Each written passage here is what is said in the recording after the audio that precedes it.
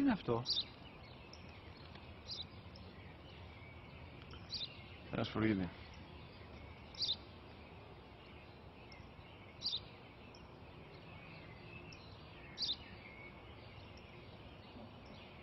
Τι είναι αυτό? Μόλις τώρα στο παπατέρα, σφουργίτη είναι.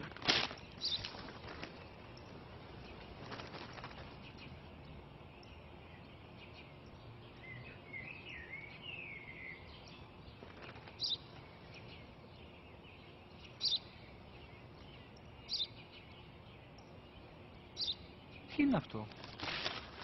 Ένα σπουργίτη είναι, πατέρα. Ένα σπουργίτη. Σπου-γι-τι.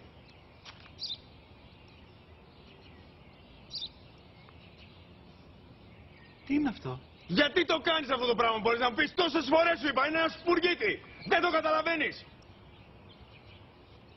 Πού πας?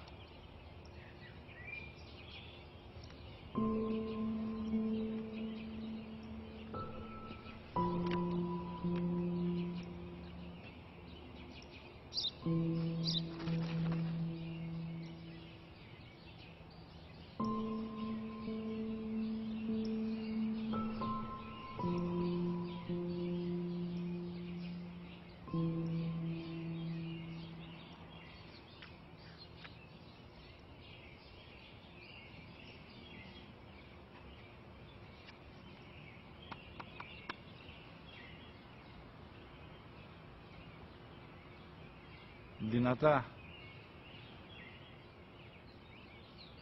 Σήμερα ο μικρός μου γιος που πριν λίγες μέρες έκλεισε τα 3 καθόταν μαζί μου έξω στο πάρκο όταν ένα σπουργίτη ήρθε και κάθισε απέναντί μας. Ο γιος μου με ρώτησε 21 φορές τι ήταν αυτό και του απάντησα και τις 21 φορές ότι ήταν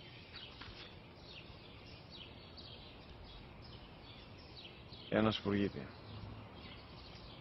Τον αγκάλιασα τρυφερά και τις 21 φορές που μου έκανε την ίδια ερώτηση ξανά και ξανά, χωρίς να εκνευριστώ, νιώθοντας στοργή για το αθώο μου αγοράκι.